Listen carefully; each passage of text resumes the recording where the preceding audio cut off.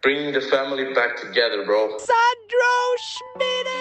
Ich kann es einfach jetzt erzählen. Alright, lass zu. Mir auf den richtigen Weg geleitet hast, auch gezeigt hast, was es heisst, wenn man eine Vision vor dem Auge hat. Ich bin auch richtig stolz, dass du bist. Einfach dein Ding durchziehst. Wenn wir uns wiedersehen, werde ich dir richtig fett eine reinhauen. Hey Sandro, ich find's geil, wie du es machst. Bist stolz auf deine Ziele. Miteinander ist doch einfach am schönsten.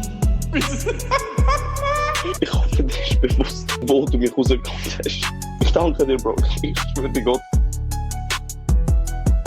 Das ist «Miteinander», der Podcast mit dem Schmidi. Wenn er jetzt einfach ohne mich macht, aber ist völlig okay. Viel Spaß! Hallo, meine Damen und Herren. Ich hoffe, es geht euch gut. Ich hoffe, es sind alle fit und munter. Herzlich willkommen zu einer neuen Podcast-Folge vom Schmiteinander-Podcast with another special guest. Hallo, was geht? Hallo, meine Damen und Herren. An meiner Seite ist die bezaubernde Ayla. Dankeschön, hallo. Danke, dass ich da sein darf. Sehr, sehr gerne. Danke, bist du so. Herzlich willkommen im Podcast. Ja, es ist morgen am 9:45. Ich schaue noch ein bisschen verdutzt aus der Wäsche, sagt man so. Oder ich bin noch ein bisschen am Schlafen. Aber ich hoffe, ich habe mir jetzt das Red Bull hintergehauen. Ich hoffe, das kommt gerade jetzt dann noch. Du dich doch gerne mal schnell vorstellen für die Leute, die dich nicht kennen. Oder auch für die Leute, die dich kennen und die gerne zuhören. Okay, ich habe mich ready gemacht für diese Frage, weil ich habe nicht gewusst, wie ich auf sie antworten soll. Ja, ich habe genau gewusst, dass sie kommt. Ja. Also, ich bin Ayla und ich mache Social Media Content, aber nicht für mich selber, sondern für die grösste Musikagentur der Schweiz, die grösste 360-Grad-Musikagentur der Schweiz und für Zalando. Das heisst, ich mache eher Content-Marketing für Firmen, schon auch für mich selber. Also ich habe mit mir selber quasi angefangen, aber das ist jetzt so mein Main-Content und ich studiere auch noch nebenbei. Also eigentlich so, ja, geil, sehr, sehr, sehr cool. Was heisst, jetzt bin ich gerade überfragt, was heisst 360? Grad Musikagentur. Ja. Das heisst, dass bei Gadgets arbeite ich. Wir sind ein Label. Also wir haben Leute bei uns unter Vertrag, wo wir Labelmanagement machen und das alles. Wir machen Konzerte und Festivals. Also so 360 Grad. Also einfach so tutti quanti quasi so. Genau. Okay. Also ihr managt Musiker an sich. Genau. Das heisst, wenn sie wo Auftritt haben oder... Ja, also ich habe zum Beispiel auch, also das Beispiel nennen, den Stress und den Baschi, die haben zum Beispiel Managements bei uns. Ja. Wir schauen, was sie für PR-Sachen machen, wo sie sollen auftreten. Also eigentlich wirklich Management ist bei uns quasi angesiedelt. Mhm. Wir haben auch Leute, die wir nur das Booking machen. Verschiedene Artists machen wir einfach das Booking, wo sie auftreten. Wir tun das für sie managen, was wir wollen. Ja. Wir machen aber auch nur Konzerte, wenn wir quasi von externen Leuten buchen, also von internationalen Leuten, zum Beispiel Taylor Swift oder so. Crazy, okay. Real Flex. Geil. Oder halt auch Festivals, Open Air St. Gallen ist von uns. Wir haben 6 also Festivals. Quasi die ganze Orga rund um Line-Up. Genau, ja. Aha, okay. Aber so managementtechnisch managt ihr einfach Schweizer Musiker? Ja, genau. Okay, nicht international. Okay, das wäre crazy gewesen. Ja, einfach nur Schweizer Musiker. Geil, voll. Sehr geil. Und wie gross ist das Team? Also, ich meine... Gadget? Ja. Also wir haben 3 Standorte, das ich. Ah ja? Ja.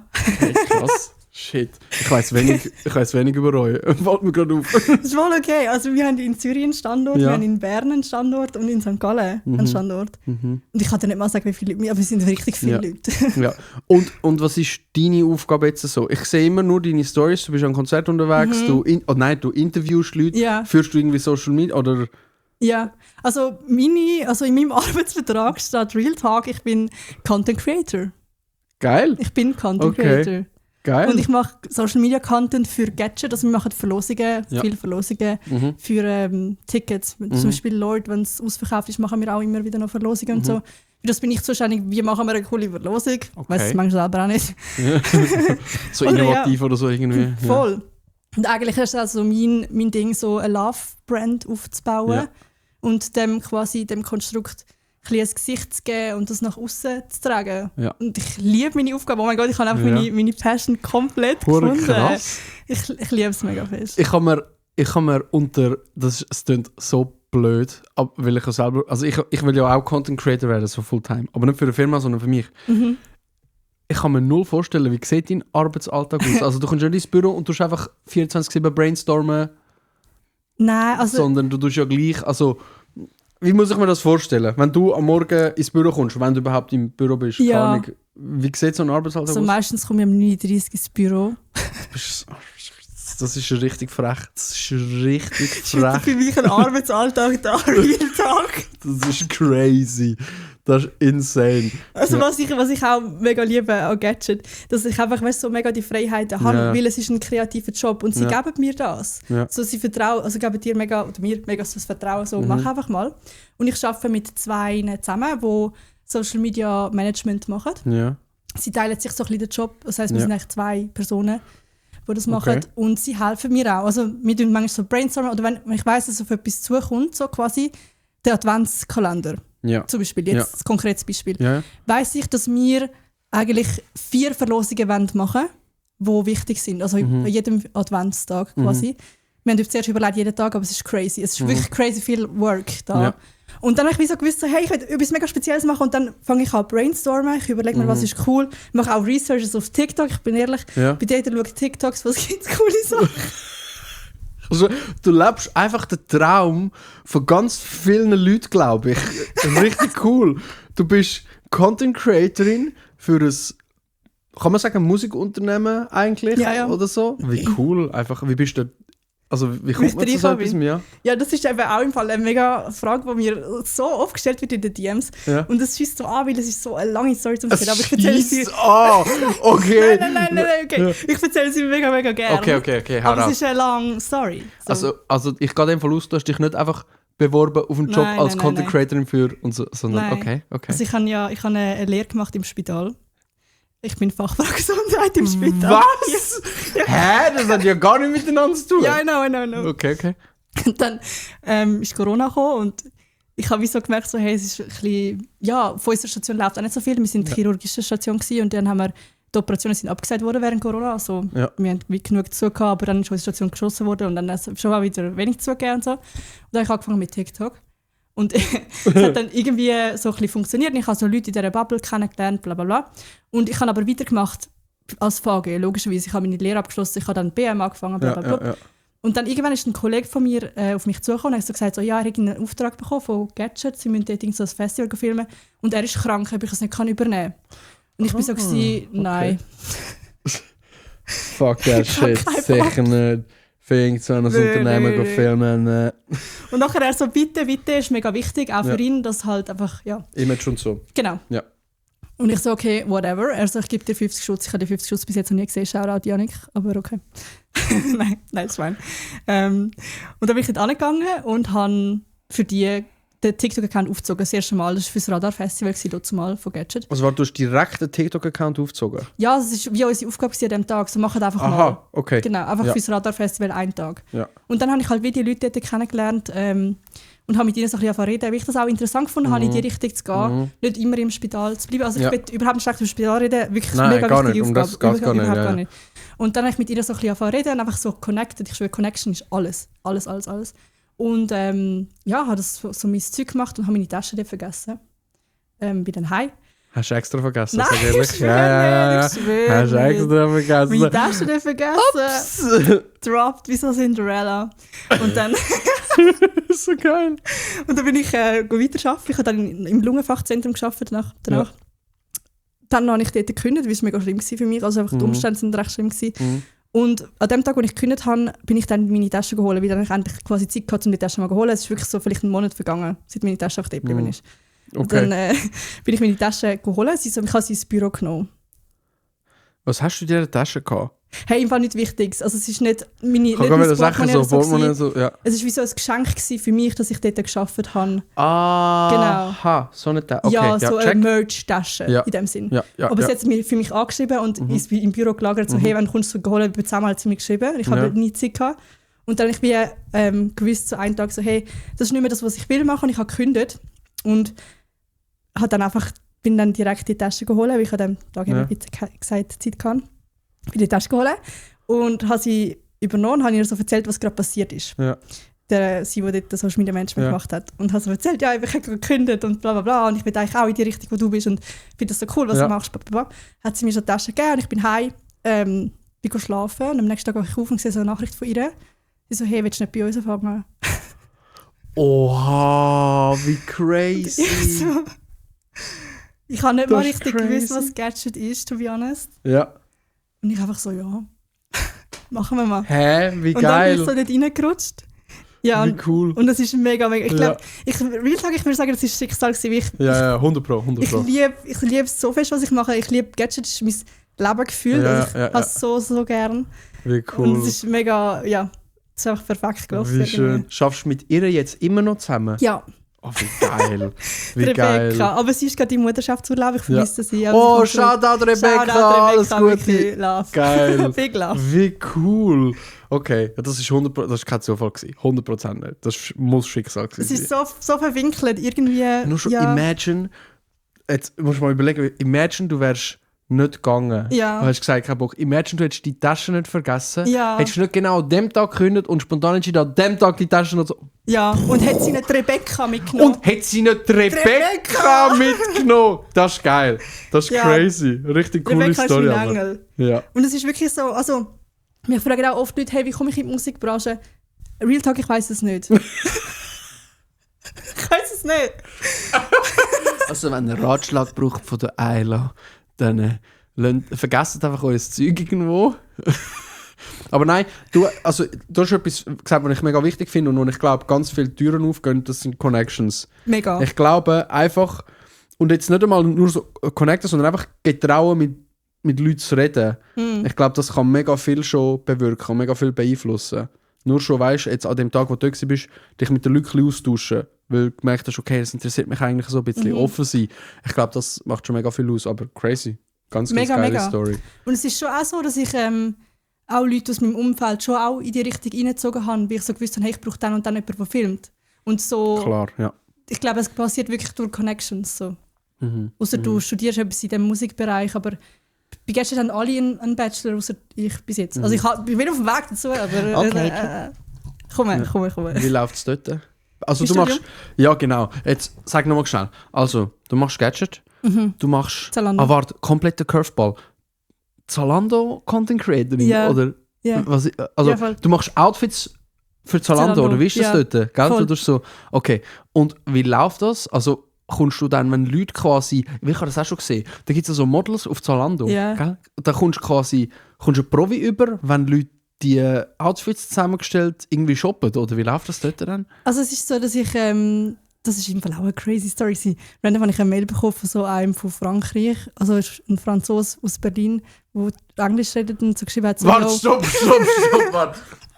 Sorry, das ist so eine crazy Aufnahme. Ein Franzose aus Berlin, der Englisch redet und wie heißt er? Kenneth. Shoutout, Kenneth. Logisch heißt er. Stimmt, logisch heißt er Kenneth. Ja. Kenneth. Kenneth hat mir ein Mail geschrieben. Ich habe früher, bevor ich zu Gadget gekommen bin, habe ich ja Outfit-Content gemacht auf TikTok. Ja. Und hatte dort so nicht viele Follower, 14'000 habe ich gesammelt oder so. Hä, das ist Und dann- viel. Für die Zeit war es wie nicht so viel gewesen. Also Okay. bei der Corona-Zeit ist es Okay. verdammt schnell gegangen. Ja. Und dann ist irgendwann so ein Mail gekommen. Ich weiß nicht, ob ich mal meine Mail auf TikTok reingetan habe oder nicht. Ich weiß gar nicht, wie das passiert ist. Egal. Auf jeden Fall ist ja. Sonst wäre es creepy irgendwie. Ja, irgendwie. Ja, auf jeden Fall vor 2 Jahren hat Kenneth mir das Mail geschrieben. so geschrieben, yo, willst du nicht für Zalando bei Get the Look arbeiten? Gib uns deine Bankdaten und lad die App ab. So einen richtig AI-Copy-Paste-Text hat er dir übergeschickt, den Kenneth. Und ich so, was, sicher Scam. Komm, ich lade die App ab und gebe meine Bankdaten an. Hey, aber es hat funktioniert. Ich bin immer noch für Zalando wie Get the Look tätig. Geil. Und da, wie läuft das? Kommst du da Zeug zugeschickt über, wo du musst modeln quasi dafür, oder? Nein, sie geben mir so ein Briefing jeden Monat. Es Ja. kommt so ein Briefing, was als Trend Oha. kommt. Also Ja. wie ein Monat voraus immer.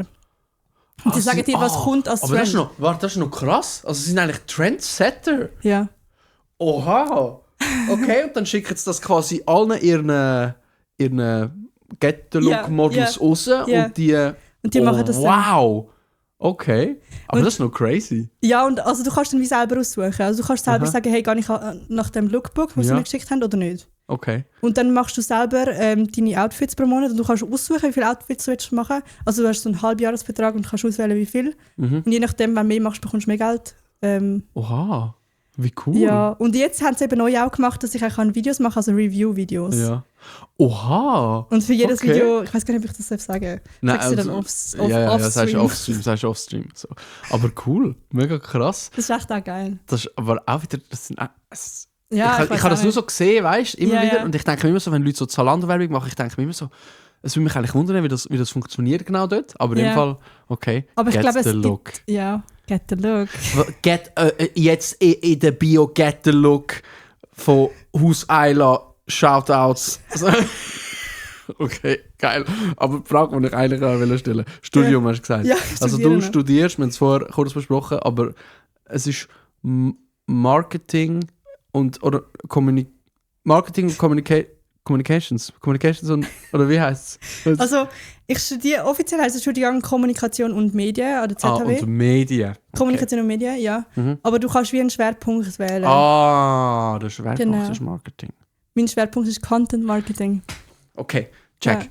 Und das ist ganz neu, das ist glaube ich zum ersten Mal in der Schweiz. Okay. Und nachher machst du den Bachelor im Content Marketing Ja, eigentlich. ich glaube, es heisst einfach Bachelor in Kommunikation und Medien. Okay. Aber es ist wie, ja, ich glaube, es kommt wieso nicht so darauf an, welcher Schwerpunkt. Und Aber. dort setzt du dich eigentlich auseinander mit dem Marketing von dem, was du Content dafür machst, aber auch, oder einfach, wie muss ich mir das vorstellen genau, in dem Studiengang? Weil ich bin halt jemand, ich habe nie studiert, also ich höre immer von Leuten, so, sie studieren und sie studieren das und so, Ja. und ich habe keine Ahnung von Tuten und Blasen und ich versuche dann einmal so ein bisschen irgendwie herauszufinden, wie das genau läuft, weil es gibt so viele verschiedene Möglichkeiten und so viele verschiedene Sachen und so.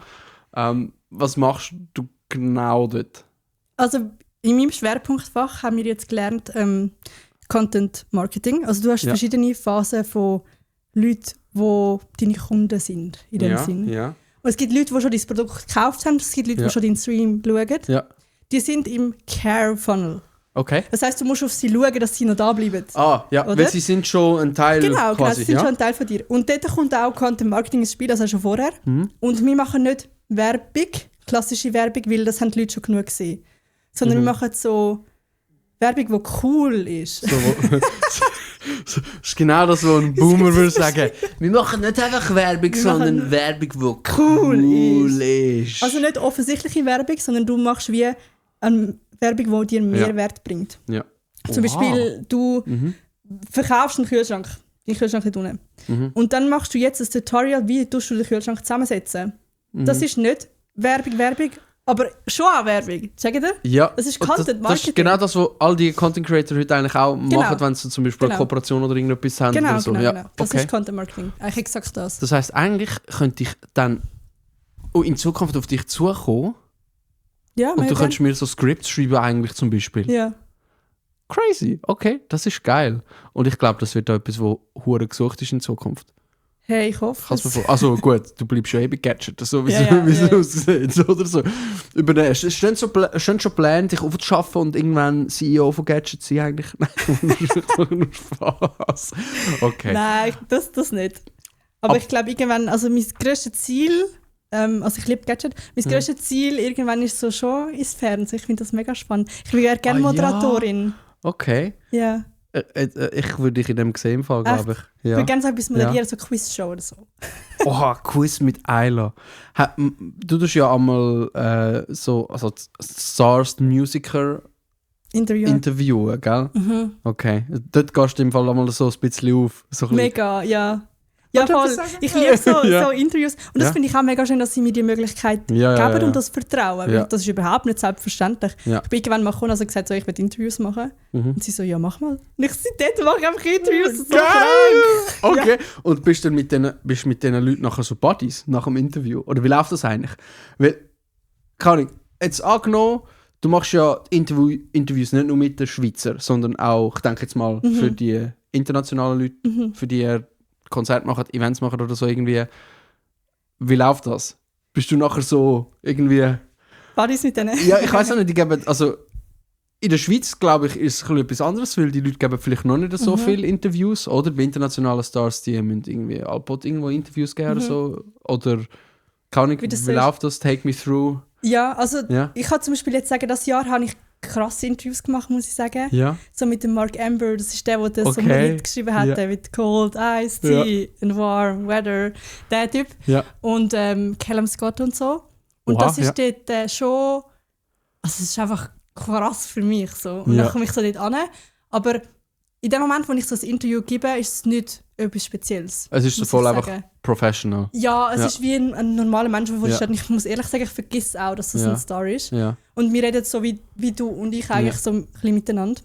Das ist einfach auch lustig, muss ich sagen. Aber Ja. du wirst schon immer beobachtet vom Management. Also Ja, das Management ist um dich herum und sie schauen, was du sagst, was er sagt. Und du musst auch immer das Interview, bevor ich es veröffentliche, muss ich es ihnen schicken. Script quasi, ja. Ich muss ihnen schicken und sie sagen dir, hey, nein, das muss raus oder so. Das gibt's ja. Ja, okay. Aber also wir sind danach nicht mega Buddies und ich glaube, sie würden mich auch nicht mehr erkennen auf der Straße. Ah, okay, krass. Aber wir sind cool so Ja. im Interview miteinander. Und zum Beispiel jetzt ein Callum Scott hat zum Beispiel auch das Interview repostet. Geil. Big love. Und hat es kommentiert und so. Und das gibt mir Wie dann schon cool. mega viel. Bist du nervös, wenn du bevor du in so ein Interview gehst? Du sagst, im Interview machst du auch ein Ding, aber Ja. wenn du jetzt so merkst, oh mein Gott, ich mache jetzt ein Interview mit ihm, oder bist du da voll chilly, vanilli? Hey, früher mega, also ich mache es schon seit 3 Jahren. Mhm. Und früher mega, mega fest. Also ich bin wie so ein, die ersten Interviews waren immer im Büro gewesen, bei uns bei Gadget. Und habe das so geführt mit Musikern von der Schweiz, zum Beispiel mit dem LC oder mit ich sehe dort oben Sektion Zürich, mit Ja, Sektion genau. Zürich und so.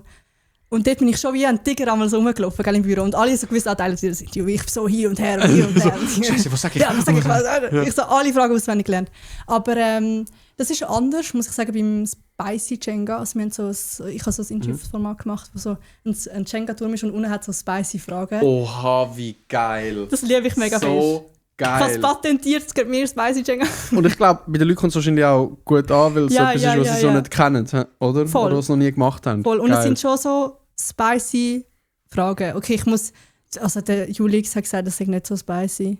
Aber er beantwortet auch alles. Ich kann gar nicht sagen, der Julex, das ist auch... Jule! Der kennt einfach nichts. Die Frage war so, wie viel Geld hast du auf dem Bankkonto? Er so, ja, easy. Geil. Ja. Ja. Ist Aber- jeder so, wie er ist, ja. Voll, aber also ich lieb das und das macht mich auch weniger nervös, weil ich die Fragen nicht muss stellen, sondern sie müssen die Fragen ziehen, vorlesen und beantworten. Und dann ziehe ich einen Stein, frage sie die Fragen und sie müssen sie quasi beantworten. So. Und das Crazy. macht es auch viel entspannter, weil es ist wie so ein Spiel, das wir gegeneinander spielen. Und ich habe das Gefühl, sie sagen auch mehr zu. Weißt du, du musst auch Anfragen schicken, Interviewanfragen. Und ich habe das Gefühl, bei Spicy Jenga sagen sie mehr, ja, ist cool.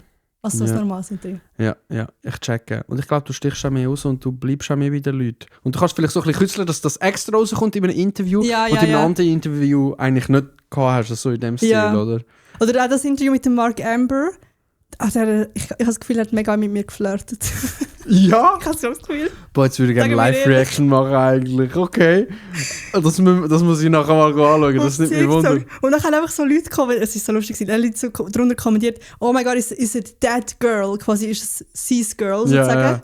Und ich habe dann einfach so zum Dings führen und ich so nochmal drunter kommentiert mit so Augen. So extra, um nochmal mehr Öl ins Feuer kippen einfach. Okay, geil, crazy. Was würdest du sagen, ist für dich persönlich das krasseste Interview oder die krasseste Begegnung, die du gehabt hast? Ob das jetzt gegenüber ist oder kurz beim Konzert oder sonst irgendwie.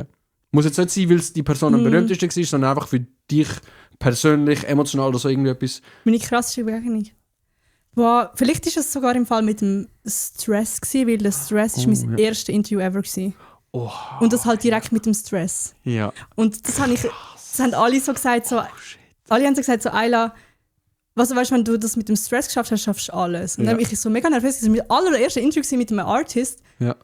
Und er hat mir halt am Ende vom Interview gesagt, so, hey, du hast das so gut gemacht, ich sehe, ich bin Glanz und Gloria. Glanz und Gloria gibt es nicht mehr. Oh aber es war so ein mein schönes Gott. Kompliment gewesen. Ich war so, gewesen, I love you. Ich würde nicht mehr, wenn du würdest Glanz und Gloria moderieren. Das wäre ja Das geil. gibt's nicht mehr. Ich kenne die Musik noch. Okay, das wäre crazy. Ja, geil. Ja, ich glaube das vielleicht. Ja. Und da ist gerade so der Traumfernsehen ist nochmal so. Voll. Wie Es hat mir cool. mega viel gegeben, glaube ich. Ja, Das ist mega richtig schön. gewesen. Crazy. Sehr krasse Storys, die du da auspackst. Okay, also zum Zusammenfassen. Dein Leben besteht eigentlich aus Content Creation für Gadget. Ja, also ja. Sorry, jetzt bin ich gerade angeblieben. That's it. Beim Studium noch, bringst du das gut unter einen Hut? Hey, es ist schon schwierig. Ich kann sagen, weil du bist ja nicht einfach so 9 to 5 unterwegs, sondern du gehst ja Konzerte, musst nicht dort filmen, machst dort Zeug und Sachen und so. Ist schon viel aufs Mal, denke ich. Es ist schon viel aufs Mal. Also bis jetzt hat es immer funktioniert. Also ich muss sagen, gerade das Semester war ein richtiger Hustle gewesen, weil wir haben so viele Gruppenarbeiten gehabt. Und ich bin dann halt so, hey, aber ich arbeite dann, ich kann dann nicht kommen oder so. Ja. Das macht es für mich schwer. Ja. Aber dafür ist jetzt chillig. Wir haben nur 2 Prüfungen in der Prüfungsphase jetzt, also in der Lernphase dann. Prüfungsphase. Aber bis jetzt ist es wirklich immer gegangen. Also klar, ich studiere Teilzeit, das geht viel länger, als wenn ich Vollzeit studiere. Aber es lohnt sich, weil ich Gadget nicht aufgeben. Also ja, fix. Das ist mein Life. Makes sense. Und hast du etwas, was du so als Ausgleich oder als Balance brauchst? Oder ist, wobei für dich ist Schaffen wahrscheinlich der Ausgleich, oder?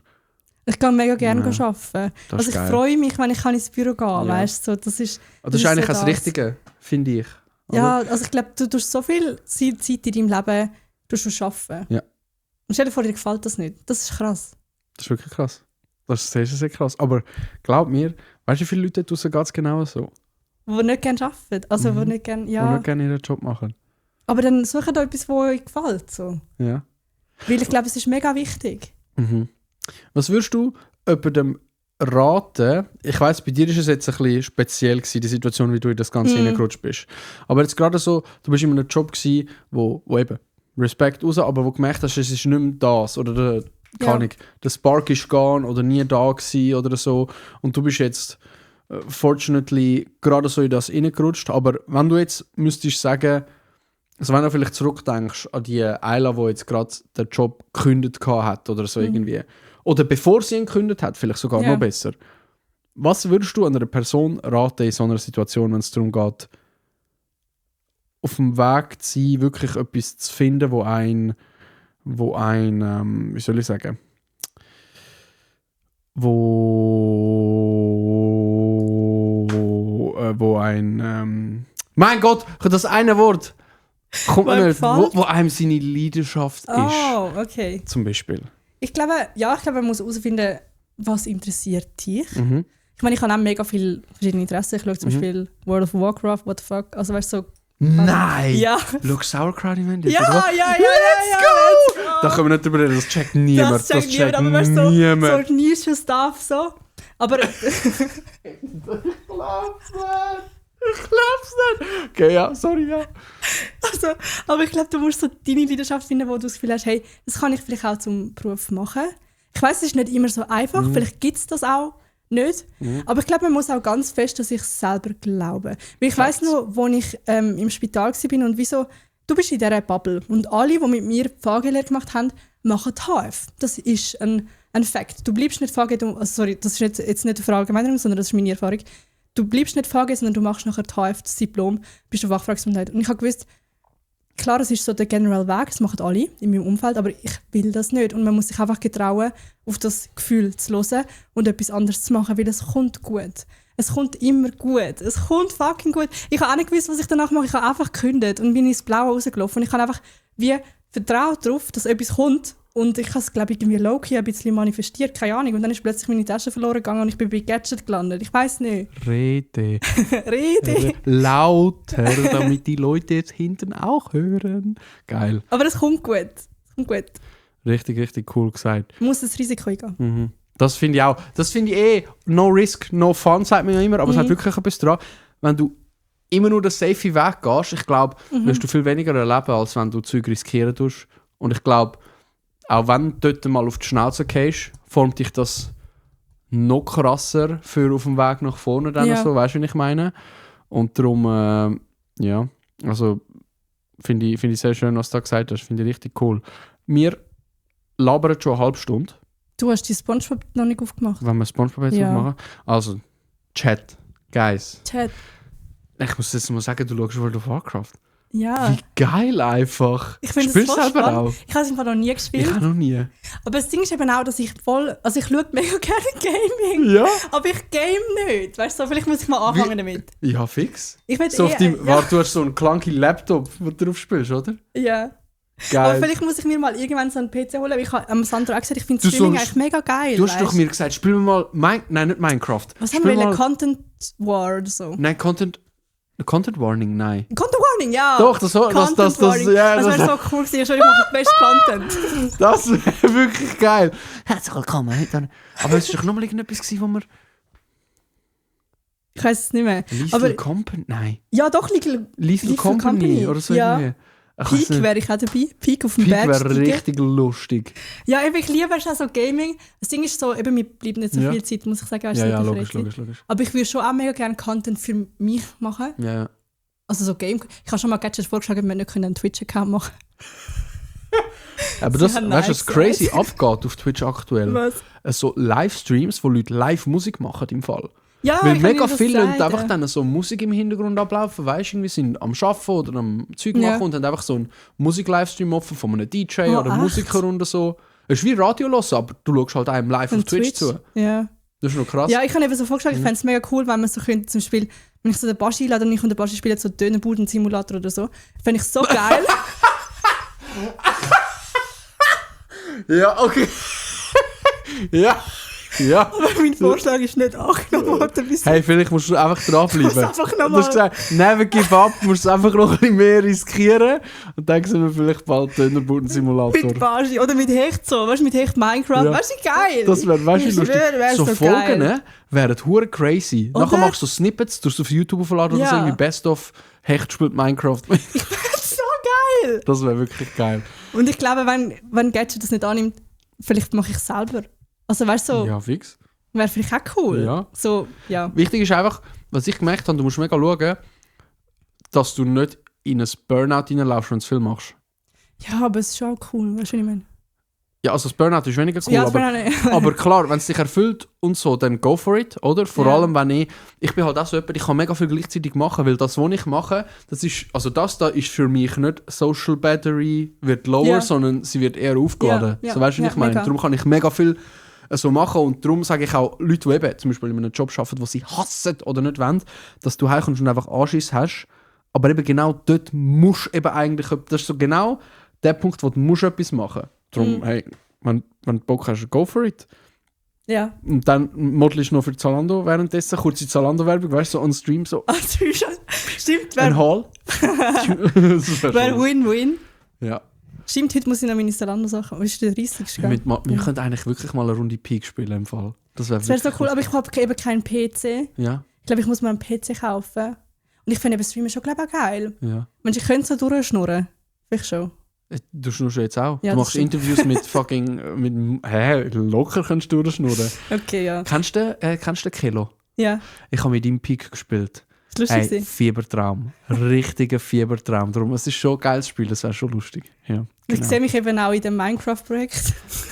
Ich schwöre, Swisscraft wäre Swisscraft? crazy gewesen, Ich ja? hätte hier überall Obsidianblöcke hineinbauen. Weil es einfach auf den Sack geht Ja. die ganze Zeit. Bei allem zu sagen, ich will kein Haus Du bauen. wärst so jemand ohne Base, Ja, ohne Base, wo nichts hat, Das wo man bin ich. selber kann reintrollen und nachher einfach alle abfucken gehen. Genau. Genau so. Super. im Eulen hätte ich überall Lava gemacht. Kein Erbarmen und Eier. Wie dodge the bullet? Ja, SpongeBob Bubble Drink, Bubble Drink. Ananas. Wir haben den gesehen vor im Kiosk. Und ich habe den angeschaut und ich habe gefunden, ich muss den holen, weil er hat SpongeBob drauf. Und er sieht richtig herzig und cool aus. Er ist da oben klein gedruckt und ich habe das Gefühl, er wird nicht gut schmecken. Ich habe irgendwie so das Gefühl, ich weiß auch nicht. Es Vielleicht wie so könnte eine schmecken wie so Capri-Sonne. ein Tetrapack-Trink. So weißt du, was ich meine? Aber so ein schlechter Tetrapack-Trink. Aber wir taste-testen jetzt noch schnell. Mach mit dem Mikrofon. Warte. Oh, satisfying. Ah, geil. Okay, ich Okay. nehme den ersten Sip.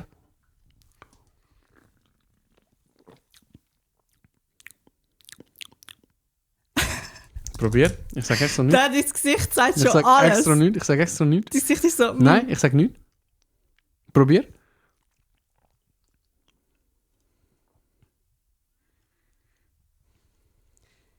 Es schmeckt schon nach Ananas.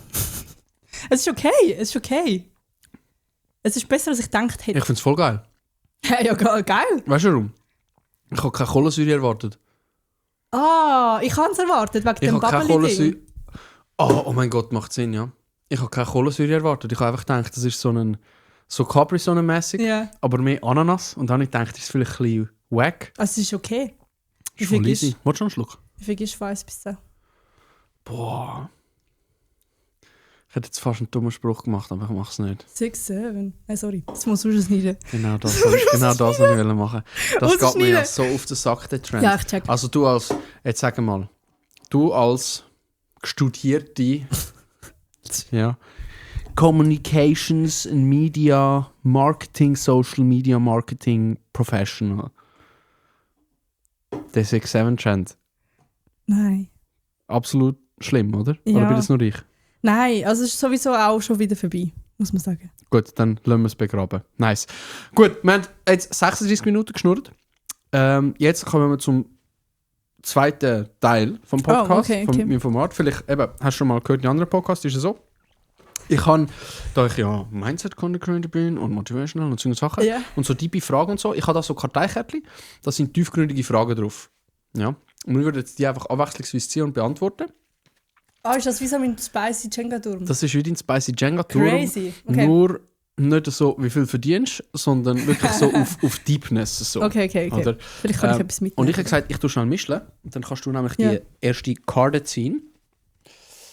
Es ist so, ich habe glaube alle Fragen schon mal beantwortet, wahrscheinlich inzwischen. Ich muss unbedingt mal neu machen. Falls es eine gibt, die ich zum Beispiel jetzt im letzten Podcast gerade erst hatte, würde ich sie für mich skippen und einfach eine neue ziehen. Okay. So, aber du willst einfach die oberste nehmen oder willst du eine von... Unten. Ich will eine ziehen, okay. Ich will genau exakt die.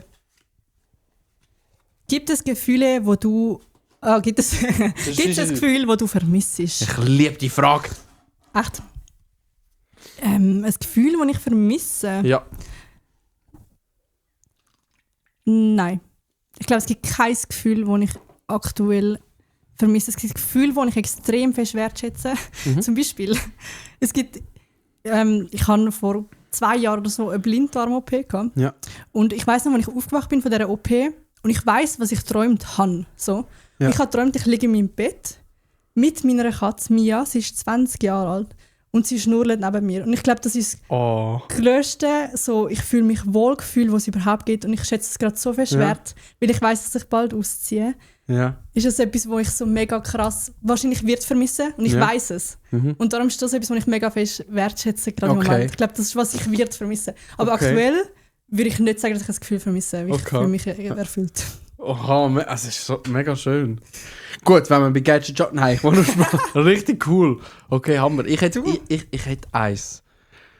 So, wie alt bist du jetzt? Ich werde in 3 Tagen 24. Genau, 24 ist es, okay. Voll alt. Ich vermisse die OG-YouTube-Zeit mit diesen Dubstep-Intros. Boah!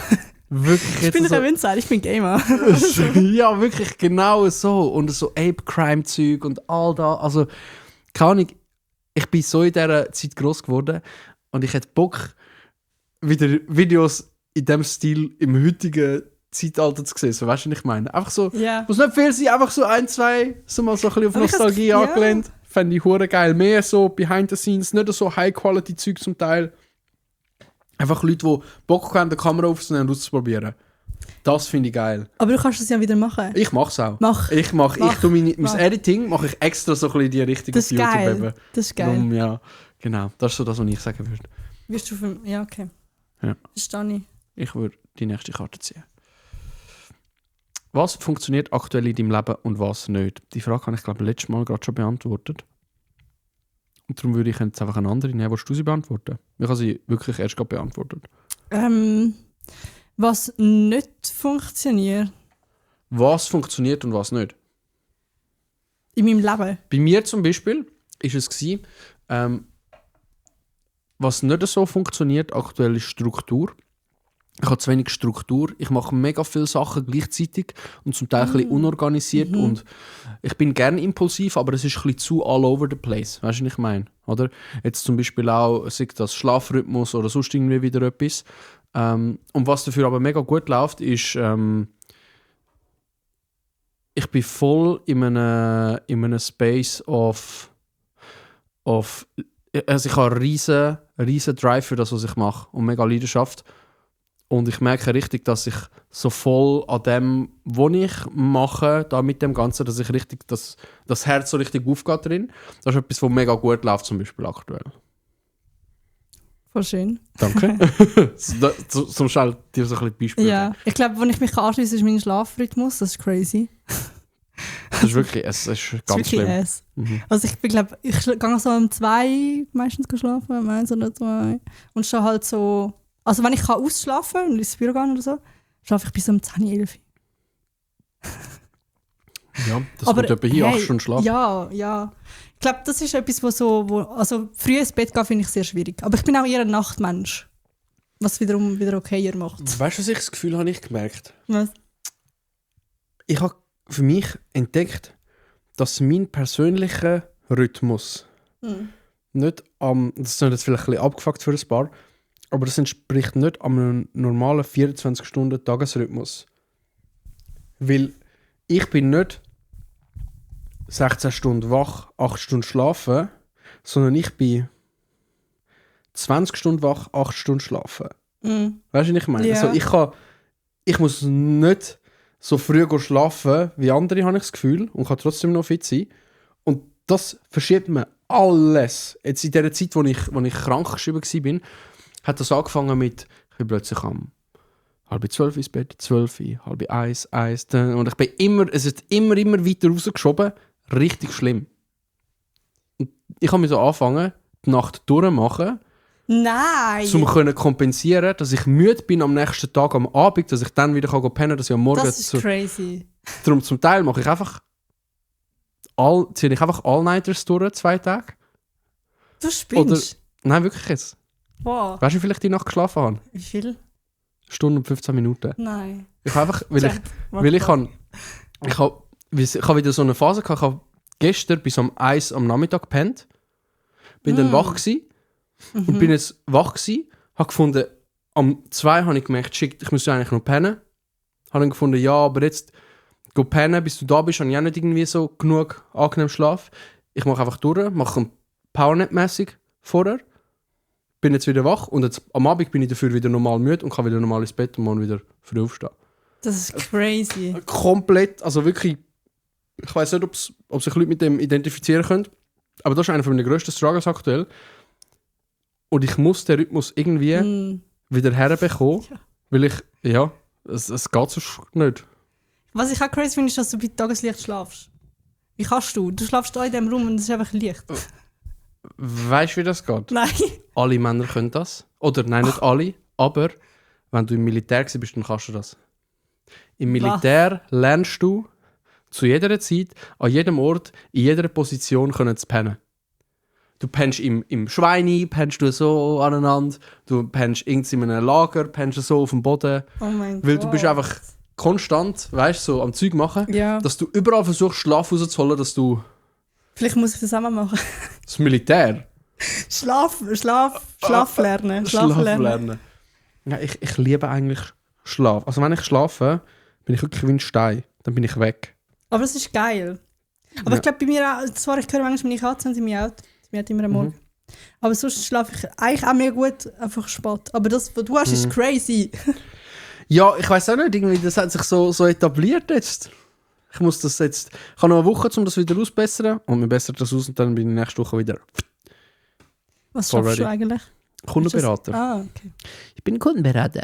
Hallo, was kann ich heute für Sie tun? Ja, das ist eigentlich lustig, hat nicht so viel zu tun. Wobei, ja, kann man ein bisschen linken mit dem, was ich sonst mache. Ja, genau. Machen wir noch eine Frage. Ja. Okay, ich mache jetzt die für mich wieder sonst. Was ist etwas, was deiner Meinung nach zu wenig Leute machen, denken oder wissen? Was so zu wenig Leute machen, denken oder wissen? Das ist eine coole Frage. Boah, ich habe etwas. Ich glaube, bei mir ist es ein Bewusstsein darüber, wie dein Denken deine Realität formt. Ich glaube, das checken zu wenig Leute, wie viel Impact es auf dein Leben, dein Lifestyle, deine einfach was dir im Leben widerfährt, je nachdem, was du denkst. Also quasi weißt, dass Leute, die immer denken, es ist alles scheiße und fuck, es funktioniert nicht und als ob das kann und so, es wird nicht funktionieren, so weißt. Ja. Jedoch, die Leute, die immer denken, mal, ich schaffe das, mal, und so weiter, die ziehen viel, viel mehr Positives ins Leben, weil sie auch Positives ausstrahlen. Aber ich glaube, vor allem in der Schweiz, im Alltag, wenn du einfach an einer Bushaltestelle hockst oder an einem Bahnhof hockst und den Leuten zuschaust, du merkst einfach bei gewissen Leuten, die vorbeilaufen, das ist nicht ihr Metier. Mindset. Ja, oder die setzen sich nicht damit auseinander. Ich glaube, das würde ich sagen. Was ich dort anschliessen kann, würde ich genau so bestätigen. Ich habe Legasthenie, das ist eine Leserechtschreibschwäche.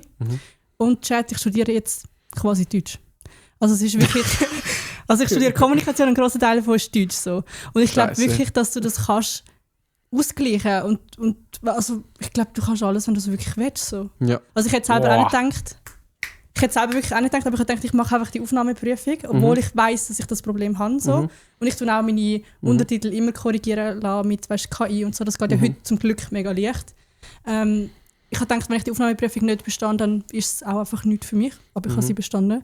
Und seitdem funktioniert es mega gut. Also ich glaube, Mindset ist etwas, was wirklich Real Talk mega wichtig ist. Ohne Scheiß. 100 Pro Gesetz der Anziehung.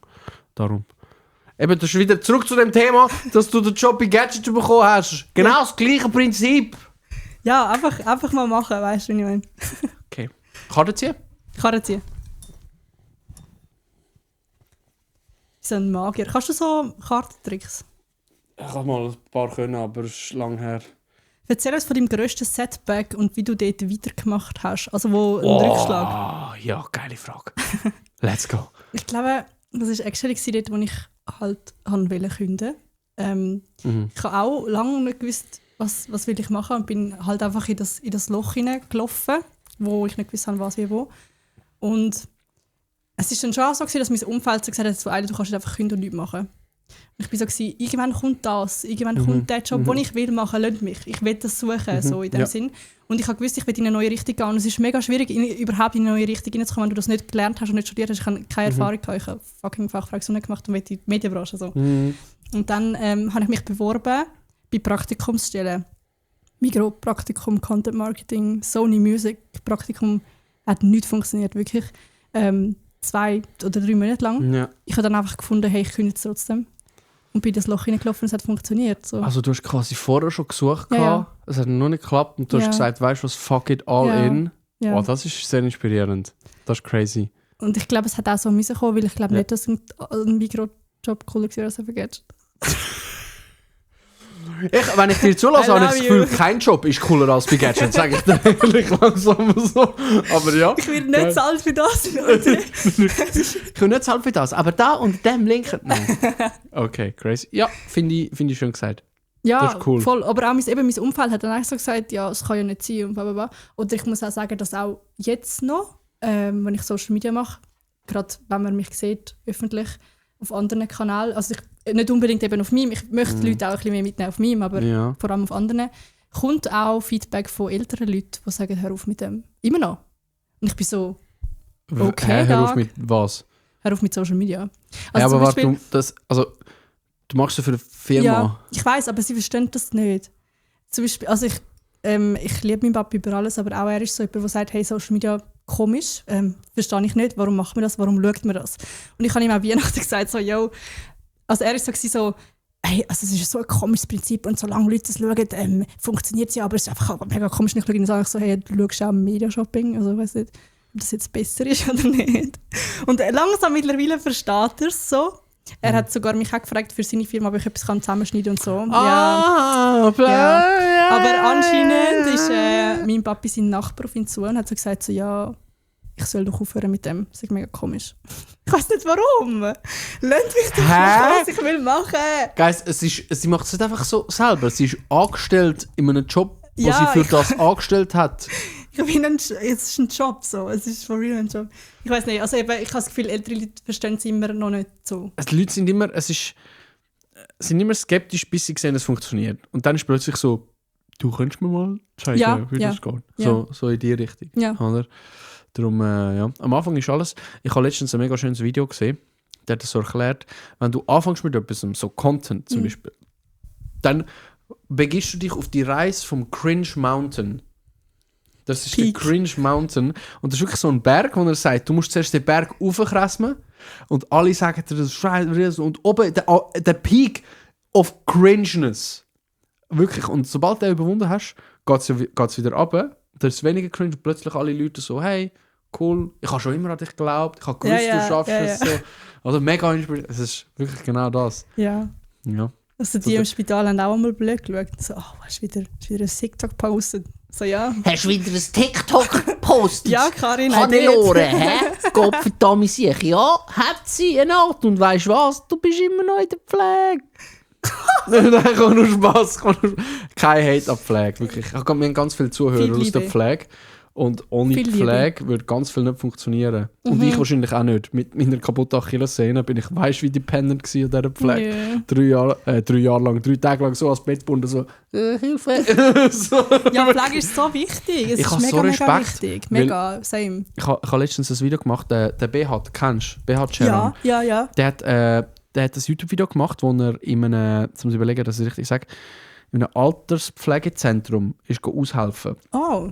So wie vlogmäßig quasi, einen Tag die begleitet hat.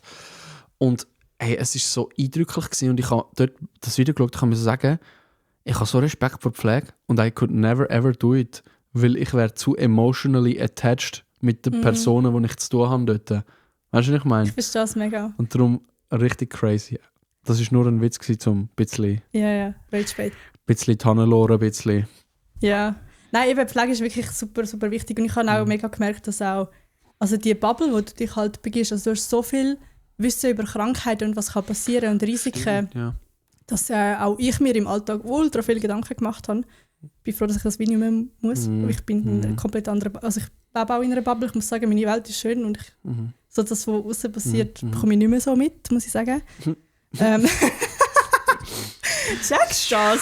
Ich bin im Regenbogen-Einhornland. Ich schwöre, ich bin so in diesem Event-Ding rein. Und es ist immer alles cool einfach und funny. Dein Leben ist einfach so eine Super RTL-Sitcom, weißt du, so für eine Second Cody-mäßige, so einfach so in dem Stil. Und sie sind alle mega cool, weißt du, was sie arbeiten, und sind alle so die gleichen. Es ist wirklich crazy. Wie geil. Cool. Ja. So. Bin ich dran mit der Frage, glaube ich? Du hast die letzte Ja, gehabt. voll. Okay, ich bin dran. Die habe ich auch erst gerade gehabt. Ich nehme noch eine. Oh, das ist das.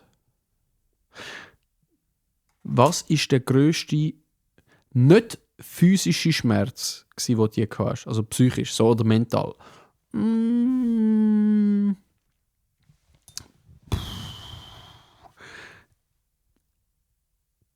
Ich glaube, es gibt verschiedene.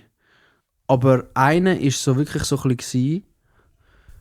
Gerade eigentlich auch mit unter anderem ein Grund, wieso ich mit Content angefangen habe. Oder dort in dieser Phase, bevor ich mit Content angefangen habe, bin ich sehr so suchend gsi im Leben allgemein. Weißt du, so ein bisschen nicht gewusst, was durchgeht, nicht gewusst, was ich soll anfangen mit mir, wer ich bin, so ein bisschen, oder wer ist der Sandro, so ein bisschen in die Richtung. Und dort habe ich mir mega viele Fragen gestellt, so von wegen, hey, was ist das, was ich machen möchte? Oder was ist das, was ich bewirken möchte? Oder wie sollte mein Leben für mich aussehen, dass es mich erfüllt? Ich glaube, diese Phase ist für mich am härtesten gewesen, so dort. So eine richtig krasse Findungsphase, bevor ich mit dem Content angefangen habe. Genau. Oder aus dem auch nachher der Content quasi so ein bisschen ausresultiert ist, um den Leuten etwas mitzugeben. Aber das war bei mir gewesen. Kann ich mega nachvollziehen. Ich glaube, ja, ich bin jetzt am Überlegen, ob es sonst noch etwas, aber ich würde eigentlich schon sagen, das ist das, was am meisten Impact hat. Was auch noch mega Impact hat, ist, wo sich damals meine Eltern getrennt haben, vor ein paar Jahren. Also, nur Liebe raus, ich habe mit beiden super tiptop gut, aber es ist halt gleich so, ja, so ein bisschen so, in dem Moment ist so mein Bild von der perfekten Family und alle so zusammen und weißt so, ist so ein bisschen crumbled. Aber ich habe gemerkt, es ist gar nicht so, wie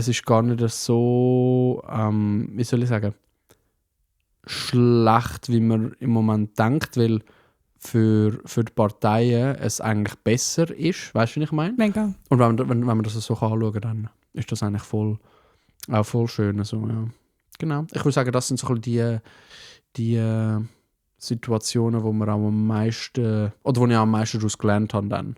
Ich frage mich okay, jetzt deep, aber ich frage mich ob es das gibt. So die also weißt du, das perfekte Family-Bild. Ich kann es mir nicht vorstellen. Perfekt. Also perfekt. Was ist schon perfekt heutzutage, weißt du? Ja, aber ja, voll. Also ich weiss, meine Nonna und mein Nonno sind ja seit Jahren verheiratet gewesen, Jahre haben Kind bekommen und so, aber sie sind ja auch nicht glücklich gewesen. Weißt du, was ich meine? Ja. Was macht es denn aus, dass du glücklich bist in einer Beziehung, in einer Familie? I don't know. Ich glaube, das ist mega individuell. Wahrscheinlich.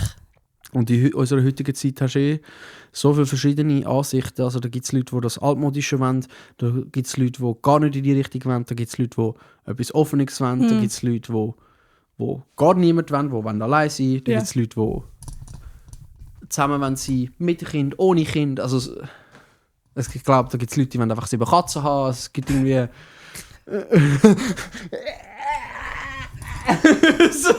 Es gibt irgendwie alles. So. Darum, ich glaube, es kommt mega darauf an, wen das du fragst. Ja. Aber I don't know. Ich frage mich selber. Was ist schon perfekt? Ja, was ist schon perfekt? Next question. ist es ein bisschen am... Ja, es ist so ein bisschen ich weiss nicht, auf welche Seite ich das ist so wie bei... Kennst du die Stressdinger? Es gibt so Ring Ring oder so. Ja. Da kannst du dran umdrehen. Hast du einen? Nein, leider nicht. Okay, ich bin am Müsli-Chat. Chat? Wow. Chat, was geht? Ach, habe ich Chat gesagt? Ja, wir sagen immer Chat. Vom Streamen ist ganz schlimm. Chat. So, Zinnekarte. Ich habe bei Hech Lösli verteilen, ich habe es genau so gemacht. So Geil. Was für Lösli? Für Tickets ja, und so? Also nein, so das Gewinnlösli, sind etwas gewinnen, so Merch und so. Oh, geil. Ohne angeben. In was bist du verdammt gut? Sag ehrlich. Lass mich raten, in ihrem Job. Ich würde sagen, das klingt auch so komisch, aber ich glaube, im Menschen greifen. Wow, ich glaube, ich kann Menschen, ich glaube, das kommt auch vom VG da sein, dass ich Menschen kann gut lesen kann, wenn ich jemandem begegne und verstehe, wie weit kann ich gehen mit meinem Humor, wie weit kann ich, wie muss ich mich verhalten, dass die andere Person mich gerne hat oder okay findet. Das habe ich zum Beispiel auch so mega komisch bei unseren Dozenten.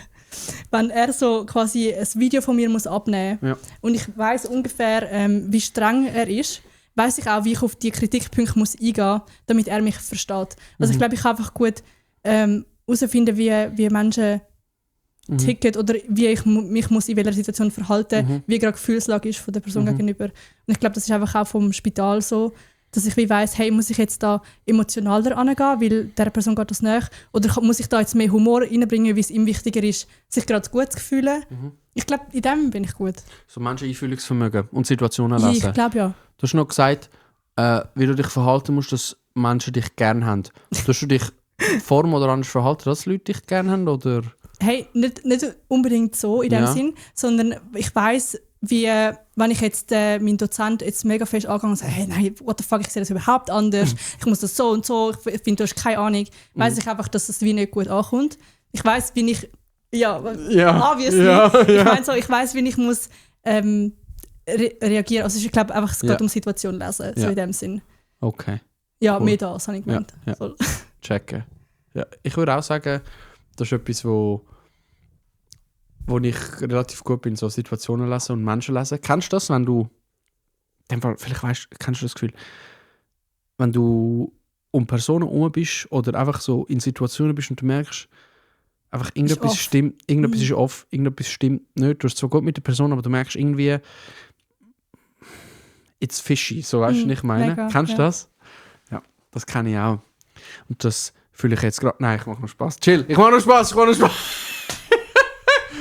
war wahrscheinlich der Spongebob-Drink, sorry. Alles gut. Mach noch Spaß. Aber ich kann das auch und ich muss es dann immer ansprechen. Sprichst du es an? Ja. Wow, Balls of Steel. Ich kann Gehst du zu einer Person und sagst, du stinkst, los? oder was sagst du? Nein, also ich habe das auch... Rebecca muss jetzt wieder dran graben. Oh mein Gott! Rebecca, Shoutout Rebecca. Rebecca, I love you. Aber es war einfach off im Büro. Ja. Es war off. Und ich so, Rebecca, was ist los? Sie so, ja, ich habe einfach schlecht geschlafen. Ich so, überlegt, ich so, nein. Gelogen. Ich so, Rebecca, das stimmt nicht, sag mal, was ist. Und dann schaut sie mich an, sie so, ich darf es eigentlich nicht sagen, aber ja, ich bin schwanger. Ich so, okay, I know it. Nein, ich weiss nicht. Ich glaube, ich bin mega eine Person, die so harmoniebedürftig ist. Und ich kann das nicht, wenn etwas nicht gut ist. Ich kann es einfach nicht. Und ich glaube, ich muss es dann ansprechen, einfach für meinen Peace. Ich überlege sonst die ganze Nacht, was hat Rebecca was gegen mich? Weißt du, so. Scheiße, habe ich etwas Falsches ja, gesagt? Habe ich etwas Falsches gesagt? Will ich jetzt entlassen, weil sie hasst mich oder so? Oh mein Gott! Weißt du, ich meine, mein Kopf macht so. So richtig überspitzt. Mega, Will ich jetzt entlassen? Würde ich jetzt meinen Job in Gadget und was mache ich dann in Zukunft? Bin ich auf der Straße? Voll. Ich verliere ja alle Abonnenten von diesem Account. Und dann weißt du, ich meine, ich muss es dann ansprechen. Das ist so richtig, aber das ist so richtig Girl-Math, oder? So richtig Vollgas Girl-Thinking. Voll rein. Das ist so das liebst du mich noch, wenn ich ein Wurm wäre? Type of... Das ist das, ja. So geil, okay. Aber ich muss sagen, bei Männern ich das nicht. Mache ich das nicht. Okay, sehr gut. So, das habe ich auch erst gerade die Liste vollgegangen. Du hast einfach alles beantwortet. Ja, ich muss unbedingt neu machen. Die habe ich auch erst gerade gehabt, Mann. Was ist das eigentlich für einen Pappaufsteller dort? Das ist Donkey Kong. Bananza. Ja. Story zu denen, da habe ich noch Super Mario. Switch 2. Ich bin an der Fantasy Basel, ist das glaube ich. Sagt ihr etwas? Fantasy Basel? Ja. Sind wir gewesen. Und wir sind dort in der Content Creator Lounge gewesen. Und wir sind rumgelaufen und so. Sandro ist ein Content Creator von der Fantasy Basel. Crazy, Mann. Ich war +1 gewesen. Ah ja. und dann sind die anderen noch so eine Runde gelaufen und der Nintendo-Stand war gerade am Aufräumen gewesen. Und unsere Leute sind da gerade vorbeigelaufen und die haben so gesagt, hey, wir haben noch Pappsteller, wir brauchen die nicht mehr, wenn sie mit heimnehmen. Geil. Und meine Schwester ist so, pick up the phone and start dialing. Sandro, sie haben so Dinger und so. Und ich so, wow, für einen Stream-Hintergrund. Sie so, ja genau, sie hat auch einen bei sich hin. Und dann habe ich es einfach dahergestellt. Also, ich habe noch nicht einmal irgendwie Mario Kart on Stream gespielt oder so. Donkey Kong ich habe es einfach cool gefunden zum Aufstellen und jetzt stehen sie da. Die Frage ist, wie lange noch? Ich bin so scheiße in Mario Kart, oh mein Gott, das ist wirklich... Ja? Ja, wie tun wir das trainieren? Also, fahrt man einfach, oder wie? Ich glaube, es hat ein bisschen mit Hand-Augen-Koordination zu tun. Ja, das habe ich nicht. So, wenn man dir einen Ball zurührt. Ja, dann fällt er ab. Ja, voll. Okay. Ja, voll, das ist geil. Oh. Ich mache noch eine Frage. Was ist etwas, wo du aktuell am Lernen bist? Schlafrhythmus. Wenn ich aktuell am Lernen bin.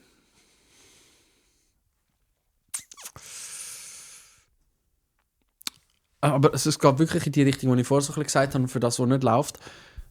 So, wie wichtig, dass eine Struktur sein kann. Weil ich bin so breit aufgestellt mit allem, was ich mache. Ich will Insta-Videos machen, TikTok-Videos. Das Zeug lade ich auf Snapchat rauf. Dann habe ich Clip-Channels. Snapchat ist goated. Dann habe ich Clip-Channels auf Insta und TikTok, wo ich Clips aus der Twitch-Livestream mache. Das heisst, ich streame live, aber die Clips, die müssen ja auch noch geschnitten werden. Das heisst, ich schneide nur die Clips. Dann habe ich aber einen YouTube-Channel, wo ich gerne Vlogs und Langformat-Videos aufladen. Das heisst, dort muss ich noch etwas machen. Und ich habe noch einen Podcast, wo ich gerne eine Podcast-Folge aufnehmen, von dem aber auch wieder Clips geschnitten werden. Also es ist wirklich, weißt du, es ist so wumm, so eine richtige Welle. Und ich bin aktuell so ein bisschen am herausfinden, okay, kann ich mir das schedulen, dass ich sage, okay, jede zweite Woche zum Beispiel einen Podcast, danach gerade schneiden oder einmal im Monat Podcast, danach gerade schneiden, wann kommt das und so. Einfach, dass ich so ein bisschen eine Routine schaffe, wo ich mich daran halten kann, mit aber Spielraum so ein bisschen auch zum individuell noch ein bisschen anpassen. Aber das ist so das, was ich aktuell würde sagen, ist relativ schwierig. Und sonst einfach mich damit abgeben, dass ich nicht alles gleichzeitig auf einmal machen kann. Yeah. Und es okay ist, wenn ich mal Fokus in das reinpore und dann mal wieder in das und so. Ja, gehört dazu.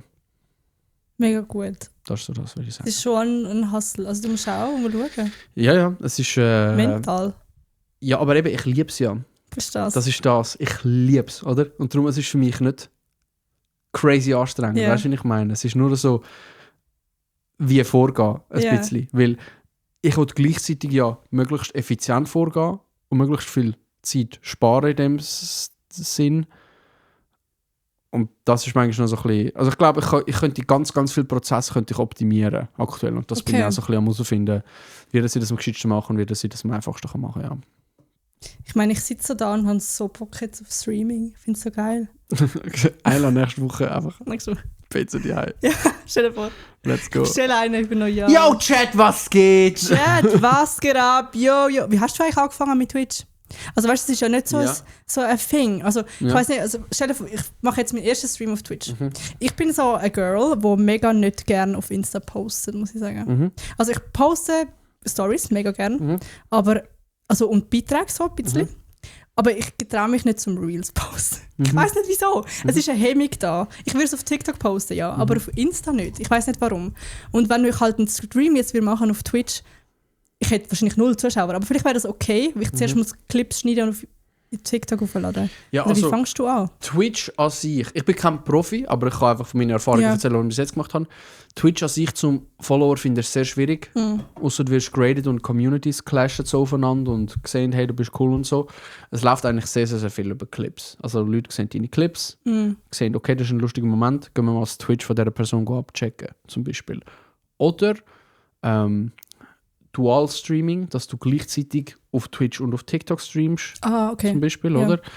Ich habe damals angefangen, einfach so, ich habe mega gerne auf TikTok gestreamt und ich bin eigentlich auch auf TikTok viraler gegangen, bevor es auf Insta angefangen hat. Und ich bin eigentlich mehr so TikTok drin gewesen, aber ich habe Insta schon immer die geilere Plattform gefunden. Ja. Und habe einfach so auf TikTok live gestreamt, so ein bisschen. Und irgendwann dann halt... Ich habe halt gewisse Leute kennengelernt, Lisa, ich weiss nicht, ob du die kennst, Lisa Licious, ja, genau. Und so. Und die haben immer gestreamt und ich bin halt plötzlich mal so ein bisschen in die Gaming-Gruppe reingekommen, habe mit denen gespielt, während sie gestreamt haben und so. Und schon immer so ein bisschen mit dem Gedanken gespielt, so hey, wäre eigentlich schon cool, aber mein Main-Thing ist Insta, TikTok so, oder? Und ich habe dann gedacht, okay, aber es wäre gleich cool, weil es ist ein direkter Austausch mit den Leuten und ich habe gemerkt, es gibt mir mega viel und habe dann einfach angefangen, einmal in der Woche, am Sonntag, bevor die Woche anfängt, habe ich so einen Just-Chatting-Stream gemacht, wo ich mit den Leuten chattet habe. Da habe ich immer einfach am Sonntag posten, hey, wir sind jetzt live, die Leute sind vom Insta oder TikTok rübergekommen, ab und zu ist man graded worden von den anderen oder so, sind dort noch ein bisschen Leute gewesen. So hat es eigentlich bei mir angefangen. Und jetzt habe ich nur so viel gestreamt, wie ich halt, wie soll ich sagen, es ist ein bisschen, es klingt vielleicht ein bisschen speziell, aber es ist schwieriger gewesen, zum Content aufnehmen, weil nur schon, ich kann nicht mehr rumlaufen. Und da hast du in der einen Hand hast eine Krücke, in der anderen Hand hast du ein Stativ. So mühsam, oder? Und nur schon da, ich bin nicht Stegen durchgekommen. Ich habe das gecheckt, wo ich wieder anfangen Videos mache, ich so nach der Operation, geil, jetzt kann ich Videos machen oder so irgendetwas. Und ich wollte aufnehmen und ich bin mit der Krücke und dem Stativ da oben an der Stege gestanden und ich habe gemerkt, okay, fuck, vielleicht muss ich das ein bisschen anders angehen. Aber at the end of it, it's just doing. So. Yeah. Ob jetzt ein Viewer hast, 10 oder 100, ich habe gerade letztens einen drin gehabt, der gesagt hat, hey, ich bin schon bei meinem 12. Twitch-Account jetzt, wo ich versuche aufzuziehen und es läuft einfach nicht. Und ich habe gesagt, genau das ist das Problem. Damn. Das ist dein 12. Account und nicht einfach einer, den du mal durchziehst. Ja. So. Ja. Oder? Und wenn du nicht bereit bist, für 5 Viewer zu streamen, wieso solltest du 500 verdient haben? So, weißt du, was ich meine? So, das ist so mein Mindset. Okay. Oder? Und ich glaube, dann kommt aber auch mega viel Dankbarkeit und mega viel Schönes von den Leuten zurück. Ja. Und du sagst auch auf Insta einfach Reels raushauen. Ich glaube, man wächst eigentlich auf Insta nur mit Reels. Ja, also auf Insta ist eigentlich so die Stories. Das ist eigentlich das, was du jetzt... Darum finde ich es so cool, dass so das Funneling, das du jetzt lernst im Studium, ist es so, du musst... Erstens mal muss dein Zeug muss irgendwie bei jemandem auf dem Handy landen. Dann muss es dazu führen, dass die Person auf dein Profil will. Dann muss dein Profil dazu führen, dass die Person dir folgen will. Und dann muss, dass sie gefolgt hat, dazu führen, dass sie ein Teil von der Community wird und sich verbunden fühlt mit dir. Und das sind alles so die Steps, wo ich würde sagen, ich bin richtig gut drin. Ja. So, weißt du, was ich meine? Geil. Aber unterbewusst, ohne dass die Leute checken. Ja. Also ich hole dich ab, ich hole dich auf die Page und nachher das Community-Building fängt erst an, sobald der Follow-Button gedrückt ist. Weil dann ist die Person da und möchte mehr von dir sehen. Voll. Und dann sieht sie die Stories vor allem, oder? Ja. Darum, ja. Ich muss sagen, es ist wie so, also ich mache das ja auch, aber für eine Firma. Und es ist für mich einfacher, das klingt ein bisschen blöd, aber mich wie hinter einer Firma zu verstecken. Also es ist wie die Firma und ich kann 5 Leute um mich herum, die sagen, doch, es ist cool. Und ich poste das. Es ist schwieriger, das für mich selber zu machen und einfach entscheiden, doch, ich mache das. Weißt du, was ich meine? Ja. Das ist schwieriger. Kann ich 100% verstehen. Aber ich würde es gerne machen. Verstehe ich.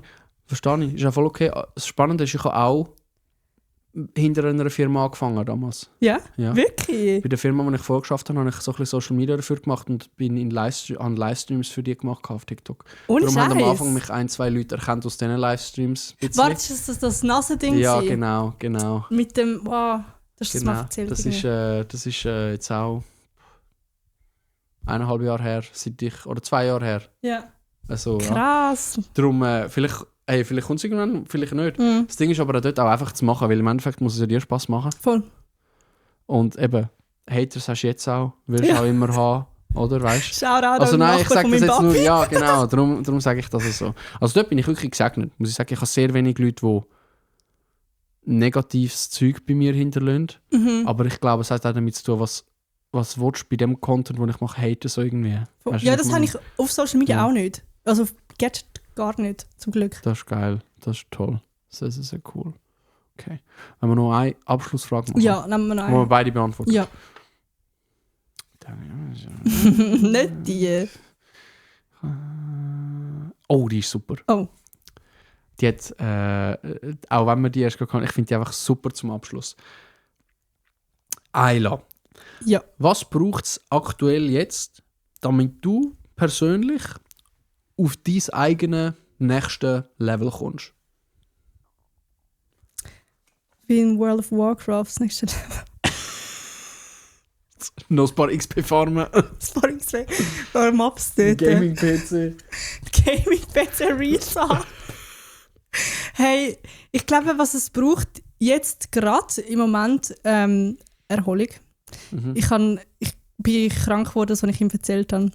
Ich war recht angeschlagen in den letzten Tagen. Ich glaube, es war einfach wie mega viel gewesen, Studium, Adventskalender bei Gadget, Shows, was auch immer.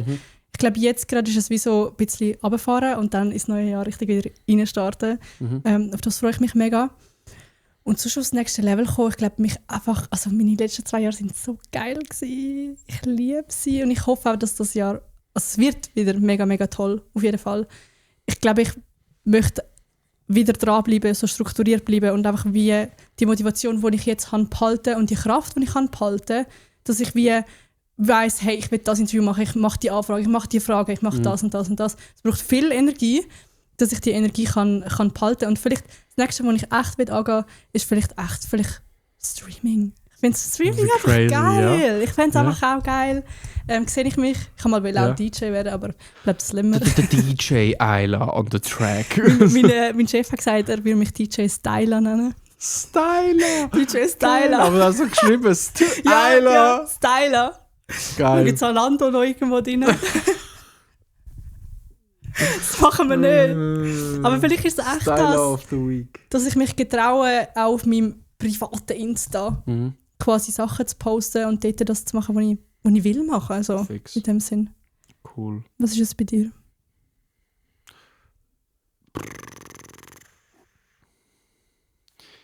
Ich glaube, wieder die Struktur. Ja. Ich glaube wirklich, das ist meine Baustelle aktuell. So der Shit, wo ich mit dem Bagger muss kommen, einmal so Graben. Ja, wirklich so Struktur in das Ganze bringen. Also gezielte Struktur und wissen, wo es hingehen soll damit. Wenn ich das habe, wenn ich einen Plan habe und einfach ballern kann, weißt du, dann bin ich, also dann können sehr viele Leute einpacken, im Vergleich zu meiner Work Ethic. Nicht jetzt im Vergleich so, es geht nicht darum, besser zu sein als irgendjemand, aber so, wenn ich einen Plan habe und einfach weiss, so und dann einfach kann aufs Gaspedal drücken, bin ich sehr, sehr, sehr stark drin. Darum, ich glaube einfach, für mich so eine Struktur zu haben, dass ich weiss, was machen und nicht plötzlich im Doomscrolling enden, so weißt du, was ich meine, wäre für mich Gamechanger jetzt. Bist du für ein Sternzeichen? Vag. Vag? Ah, krass. Ich hätte gedacht, du bist jemand, der so durchgibt, weißt du, was ich meine? Ich gebe auch durch. Ja, also, ja, auf jeden Fall. Aber ein Vag ist ja eher so ein ausgeglichenes Sternzeichen. Darum habe ich gedacht. Ich weiss nicht. Ich bin im Mond und im Aszendent bin ich Doppelschütz. Hey, vielleicht ist es das, ja. Ja. Hast du das mal auslesen lassen? Ich weiss es, ja. Also, aber eine von meinem Büro, die Lisa, sie ist mega krass in dem. Also sie sieht mich und sie weiss, was ich für ein Sternzeichen bin und was ich im Aszendent bin und im Mond. Ich bin so, wie geht das? Keine Ahnung. Also ich habe mich vorher nie mit dem wirklich befasst. So. Aber ich bin ein Steinbock, ich bin Krebs und Leu. Und ich habe nicht gewusst, was die anderen zwei sind. Und sie so, du bist so 100% irgendwo Leu. So, das kann nicht anders sein. Und ich bin so anschauen, ich war einfach ein Leu und alles, was sie gesagt hat. Ich finde es mega, mega krass, so irgendwie. Ich habe früher nie an so Shit geglaubt. Ich habe mir gedacht, jetzt kommen wieder die Hexenfrauen, die über Planeten und weiss ich was reden. Bis ich jemanden kam, mit dem ich geschafft habe, und die hat mir das mal ausgelesen. Und die hat mir Sachen über mich selber erzählen können, die ich selber nicht gewusst habe und wo ich gemerkt habe, oder wo ich gewusst habe und niemand anders kann wissen. Und die hat Situationen von mir so krass abbrechen, dass ich mir so sagen, das ist krass. Und seitdem glaube ich an das Zeug. Als Sternzeichen? Ja, ich würde nicht sagen, als Sternzeichen direkt per se, so quasi an das, du bist wack, du bist so und so, sondern an das, dass es eine Korrelation gibt in den Frequenzen und Energien und Kräften so irgendwie. Okay. Darum, also wirklich dort, ich bin wirklich dort gehockt in dem Gespräch so, und da hat sie jetzt etwas gesagt und ich so wirklich so. Geil. Klar, du kannst auch so ein bisschen, es gibt auch Sätze, die weißt, auf jeden zutreffen und so, aber ich denke es ist wirklich sehr, sehr, sehr eindrücklich. Ich kann jedem empfehlen. Ja. Ich finde etwas, ich möchte noch etwas shoutouten, was du gesagt hast, was ich mega geil gefunden habe, was du brauchst, um auf dein nächste Level zu kommen, und du hast gesagt, Erholung. Ich finde das so eine geile Antwort, weil alle verbinden mit aufs nächste Level kommen immer mit hart reinhustlen, hart einen durchgehen, noch mehr machen und manchmal braucht es so einfach einen Step back, Reset, Refresh, Erholung, dass du wieder mit Full Power kannst reinstarten. Finde ich richtig eine geile Antwort. Danke. Yes, einfach, dass das mal schon gesagt ist. Der PC schnell runterfahren, wenn man einen hat, dann. Ja, genau. Shots fired. Geil. Wir reden schon eine Stunde und 20 Minuten. Oh. Sehr, sehr, sehr nice. Richtig toll. Ich würde jetzt langsam das Ende einläuten. Jetzt von dieser Folge. Ist sehr eine coole Folge, meiner Meinung nach. Sehr viel Spannendes. Sehr viel Deeps, sehr viel Lustiges, sehr viel Random. Also World of Warcraft, what the fuck, so, weißt du, wie ich meine? Darum, ich mache es so. Ich tue mich schon abmelden. Danke vielmals, habt ihr heute eingeschaltet, habt zugelassen. Wichtig, Ayla, du jetzt, die letzte Minute im Podcast gehört dir. Das heisst, du dich shoutouten, du den Leuten mitgeben, was du willst. Du den Leuten irgendetwas sagen, was du willst sagen, oder wenn du etwas willst sagen, so. Einfach die letzte Minute, bevor wir weitergehen oder bevor wir abschalten, ist dir. Ich muss mich shoutouten. Du musst nicht, du darfst. Okay, also Chat, was ich euch mitgeben möchte, ist, glaubt wirklich fest an euch selber, glaubt an euer Bauchgefühl. Es kommt gut, macht das, auf was ihr Bock habt, und dann wird es auch laufen.